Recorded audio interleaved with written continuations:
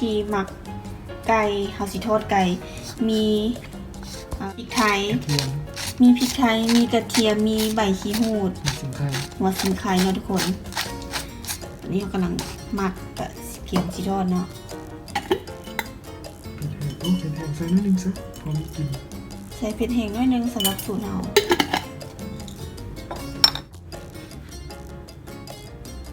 ขนม1 ช้อนโต๊ะซอสหอยนางรมอันนี้สูตรของครัวไอ้3 ซอกนะจ๊ะเป็นครัวนี่ต่อไปค่ะก็จะใส่แป้งทอดอะไรทุกคนหรือว่าผู้ใดบ่มีแป้งทอดก็ใส่แป้งสาลีก็ได้เด้อ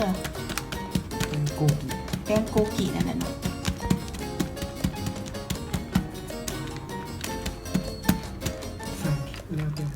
หมัก20 นาทีว่าผู้ใดอยากปะไว้เดินให้มันเข้าเนื้อเข้าอย่างแบบให้มันแซ่บกว่าเก่าเนาะ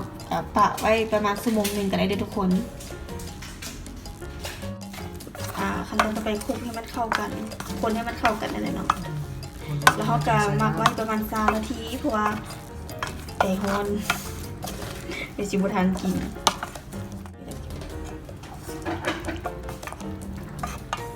เดี๋ยวเกี่ยวไปเบิ่งตอนทอดกันเลยเนาะ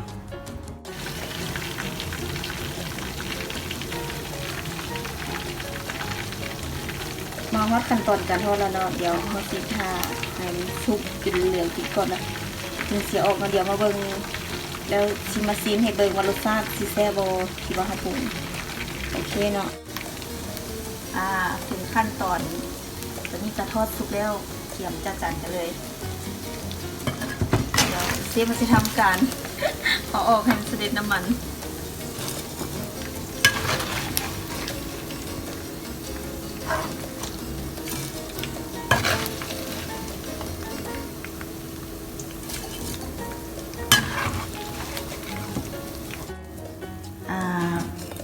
จะแซ่บมันโน่ยำไข่เยี่ยวมานี่ควรเห็นเองจับกล้องเองวันนี้บ่มีมือกล้องลองซิมให้เบิ่ง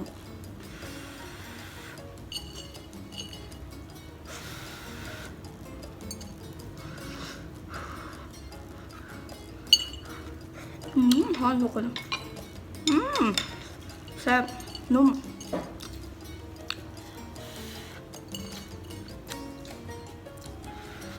ใส่มือเนาะ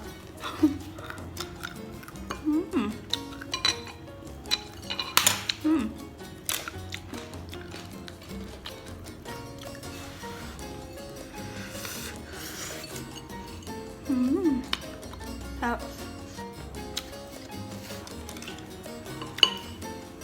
เดี๋ยวซิมลองซิมยำไข่เยี่ยวมาดีกว่าเห็นเนาะ